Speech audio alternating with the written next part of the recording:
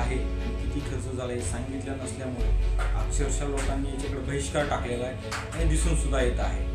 सांगायचं झालं तर गेल्या संत शेख मोहम्मद बाबा देवस्थान ठिकाणी शेजारी पायरीलगती पाणी फिल्टर आहे।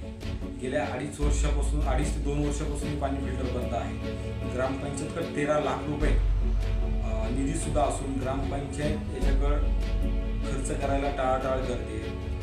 भाविक भक्तांना आता हे पावसाळ्याच्या दिवसमध्ये भाविक भक्तांना वारकरी लोक असतील किंवा गावातले काही असतील किंवा पाहुणेरावळे असतील यांच्यासाठी पाणी फिल्टर असून 2 वर्षापासून बंद आहे। 6 लाख रुपये खर्च करून ग्रामपंचायतने फक्त गुत्तेदारांची पोट भरण्यासाठी पाणी फिल्टर उभारलं, परंतु हे पाणी फिल्टर 6 महिने सुद्धा चाललं नाही। अशी आमची मागणी की ग्रामपंचायतनी 13 लाख रुपयामधून ते तात्काळ खर्च करून हे पाणी फिल्टर तात्काळ चालू करण्यात यावं, अन्यथा तुमच्या विरोधात आम्ही